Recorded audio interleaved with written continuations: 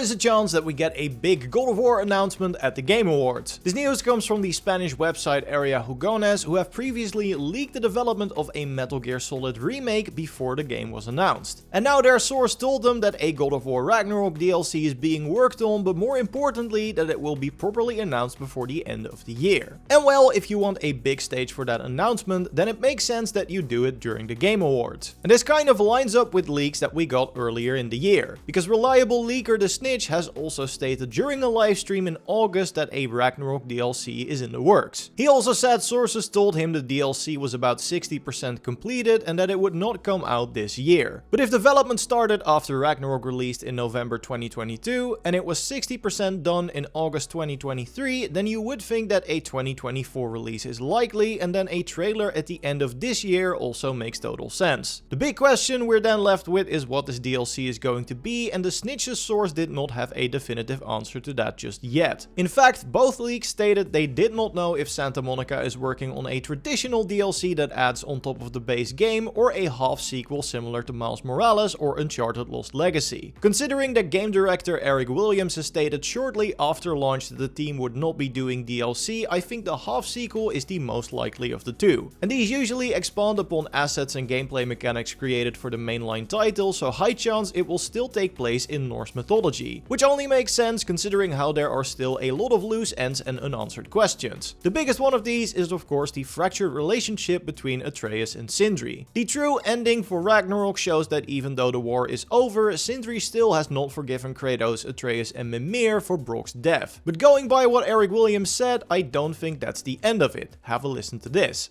We're like, you're not just going to bounce back, so let's see what the future holds, but right now they're not on good terms. So yeah, a half sequel or expansion where we follow Atreus and make it up to Sindri at the end feels like a logical next step. And that does mean we have to stay in the Nine Realms too. While some characters like Tyr can show up pretty much anywhere, as he has already visited other countries and mythologies, the same is not true for our favorite dwarven blacksmith as far as we know. Since I cannot imagine they just leave that story thread hanging, there has to be more content coming in the Norse realms, right? And there is way more that could be included in this potential DLC. Of course, if you like the video so far, be sure to leave a like and subscribe as well for more videos like this. So now that I've mentioned Tyr, I think he also still has a lot to add about the Nine Realms. Tyr has close ties to the giants of course, so he might be able to help Atreus in his search, which will be a very surprising reveal for Atreus, as he of course wasn't there when Kratos and Freya found the real Tyr alive and well in Odin's prison, which can only be accessed post main story. By that point, Atreus has already set off to find the remaining giants, so he has no idea that Tyr is alive and roaming the realms. And Ben Prendergast, the actor behind the Norse God of War, has also hinted during PAX East that we haven't seen the last of his character. So I hope we get to see more of him, especially with how much both games hyped his character up. His knowledge of the Jötnar is for sure going to be very useful, because let's not forget Atreus' main focus from here on out is finding out where the remaining giants went. When we leave him, he states that he wants to go looking for them, but that he has to do so alone. So again, unless something unexpected happens, I don't think Kratos will be involved in his quest to seek the Jötnar. And with Kratos out of the picture for the time being, Atreus could use another mentor/guide as he starts his search for the giants, which sounds like the perfect job for Tyr. I mean, as an expert on the giants, the realms and even cultures and locations outside the Norse world, he really ticks all the boxes. What's also interesting about the ending is that Atreus says he thinks he knows where to look. So that also tells us he can start this journey immediately after the ending of Ragnarok. We also speculated in an earlier video that Jormungandr, who we now know houses the soul of a giant, could be involved in this, which means the start of the adventure would still take place in Midgard, which again fits the Miles Morales template of reusing assets and maps from the mainline entry. And yes, I remember that Santa Monica has said that Ragnarok would be the ending of the Norse saga, but I think they might have just meant Kratos' role in that story, because no matter where it ends, finding the giants will start in the Nine Realms, and that's not the only unsolved mystery left in those lands. Again, I think Jormungandr will play a big role as Atreus finally understands his connection to the snake, as he was the one who created him, which was of course a clever play on the fact that in Norse mythology, both Fenrir and Jormungandr are children of Loki. And that leads me to another unsolved mystery, namely the ruler of Hell. In Ragnarok, it is revealed that the current ruler of Helheim, Reisfelger, agreed to help during Ragnarok if Mimir would find her a replacement so she could retire, which is a promise he still needs to keep, and I think this is where Atreus will enter the story, as the Hell in Norse mythology is also a child of Loki and Angerboda. Again, God of War gave their own spin on the child part, but it's not a stretch to assume that Atreus and Angerboda will be involved in crowning a new ruler of Hell. It also seems likely that any clues still left regarding the giants can be found inside their shrines or Jotunheim, so we have many reasons to stay in the 9 realms. Now personally, I am stoked to see more of this world as Atreus, but I know not everyone was a big fan of his sections in Ragnarok. Jordan also recently pointed this out in a Sunday vid, but that of course means that if you did not enjoy the boy, you might not be interested in a game where you can only play as him. So one way of enticing players who don't feel like playing as Atreus again is to introduce another playable character for the DLC. Let's not forget he started out in the first game as a companion, and considering our list of allies has become pretty big over the course of Ragnarok, there are multiple options for more new playable characters. Thrud would of course be awesome, as that would finally give us a chance to use Mjolnir and her other badass attacks that she already showed as a companion. And while I don't think Freya's likely to show up, as her story is more tied to Kratos at this point, she is still the only other character that already has her own skill tree, plus there's some overlap between her skills and Atreus's too. And finally, Angerboda is of course also likely to show up in an Atreus standalone story, and her unique attacks from Ragnarok would be really cool to play around with. But personally, if we get a standalone game about Atreus, I have full confidence that Santa Monica will expand on the boy's moveset enough to convince the people that did not enjoy his gameplay in Ragnarok. In fact, I found a really interesting idea in the art book for that game that was scrapped, but I can totally see it being added as an expansion to Atreus' moveset in a new entry. During early concept, the team toyed around with the idea of giving Atreus different animal-themed cloaks that would unlock different powers and attacks. We see him with the cloak of the hawk, bear and wolf, with accompanying drawings of Atreus sprouting wings, growing claws and performing a massive ground slam. And I get why these weren't included, as for most of the game Atreus is struggling to control his new shape-shifting powers. But now that he has gained some mastery over them, how cool would it be to see that expressed in gameplay by allowing you to enter these hybrid forms and gain different movesets depending on what animal you pick. It also fits the design decision made by Eric and the team for Ragnarok, where they very deliberately decided to only give Atreus the bow, which he then also used as a melee weapon, so that he had room for growth later. And God of War is of course well known for its iconic melee weapons, so it stands to reason that Atreus will eventually get one of his own too. But considering how much Ragnarok already leaned into him using his shapeshifting to fight, I think it's very likely that's something he'll continue to do, especially now that he is starting to understand his powers better. And I'm of course hoping we get to see more full-on transformations as well. I still don't believe that bear form at the end of the game was developed for just a couple of minutes of gameplay, so I bet that we get to swap out Atreus' rage skills in this new entry. Either way, I definitely think the rumors could be true, not only because I really want to, but also because pretty much every recent big Sony release had some form of extra content added post-launch. Horizon Forbidden West had the Burning Shores expansion, Ghost of Tsushima had both the Legend multiplayer and the Iki Island DLC, and in the case of Spider-Man, we got both the City That Never Sleeps DLC and the half-sequel Miles Morales before the second main entry. Considering the success of the God of War franchise, I think it's likely that they're picking a similar approach, and when it comes down to DLC or a half-sequel, the second makes way more sense to me. So I'm guessing Kratos will get some well-deserved rest before the next main entry, while we follow Atreus in a new standalone adventure. But whatever the next thing is, it sounds like we should get an update on the future of God of War relatively soon. An announcement during the Game Awards would be awesome, but even if we'll have to wait for a bit longer, I'm sure it will be worth it. Because whatever Santa Monica is cooking, it already has head of PlayStation Studios Herman Hulst his seal of approval. During his visit to the studio in May 2023, he left totally inspired by everything he saw, so I imagine we will be too when we catch our first glimpse of the next God of War project. When we learn more about that, we will of course let you know here, so subscribe for more God of War videos and leave a like if you enjoyed this one. You can also watch our previous video on where the series could go next by clicking on the screen, and I will see you in the next one. Goodbye!